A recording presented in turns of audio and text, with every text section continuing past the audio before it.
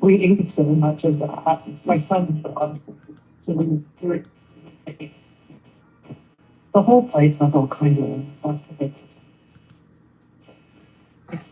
So much dumb stuff. They'll have like samples too. You know, so it's their recharge. That's fun. Let's see if I can fix this.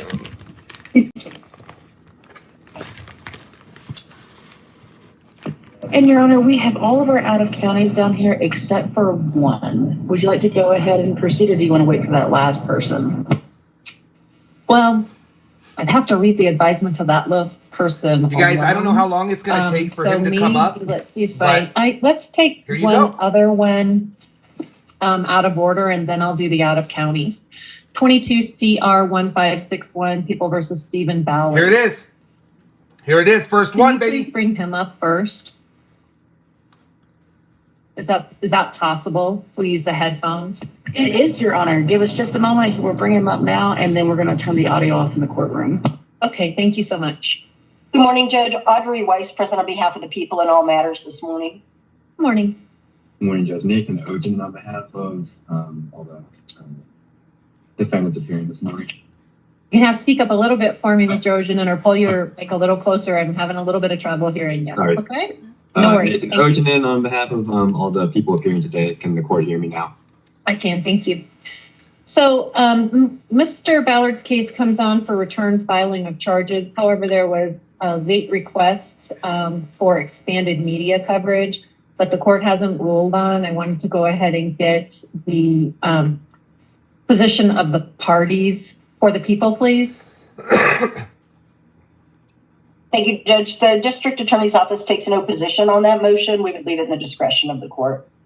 Mr. Ogenin? Judge, we're objecting. I think that given the nature of what the charges are, could be some security issues at the jail, also potential issues, if it ends up being a trial down the road and there's articles written, things like that. So we are objecting.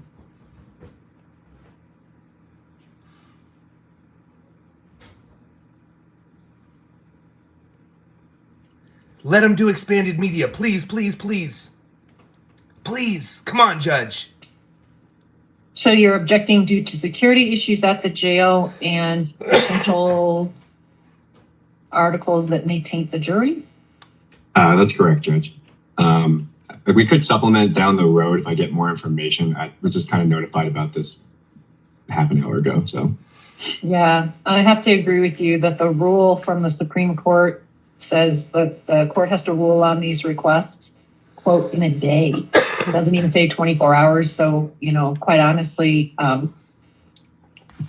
I randomly clicked into my inbox this morning and saw it sitting in there. Normally I wouldn't,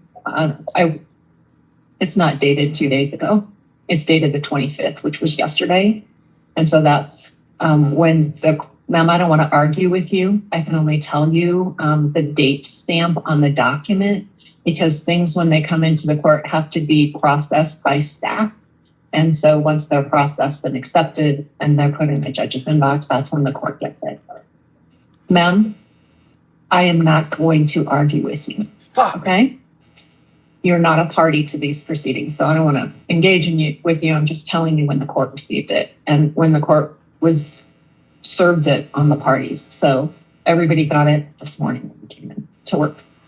At any rate, Ms. Weiss, I wanted to ask the people if there's any issue with ongoing investigation or any other victims or a potential to do a photo lineup or anything that might be impacted by the potential for Mr. Ballard's photograph to be shown.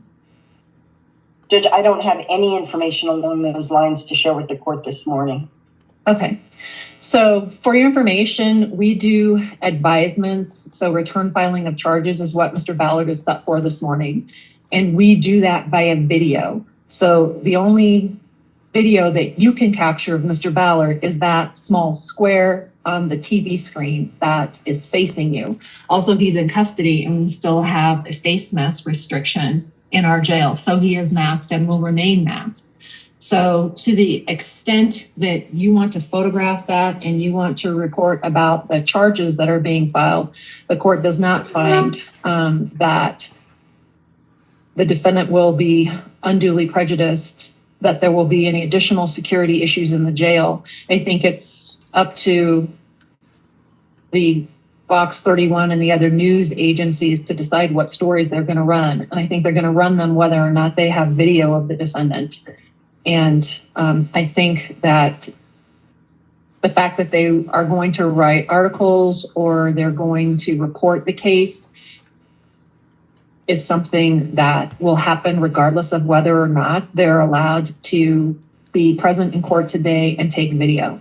So the court will allow them to take video. Yeah.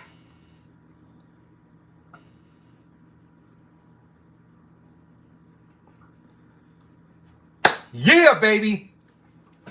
I got pictures for you. Fox 31, Channel 9. I got I'm pictures sorry, for my you. staff is just informing me that previously there was an unauthorized screen recording that was placed on the internet Damn it. of the proceedings. I wasn't here last week. Another judge was. I had no idea that that happened.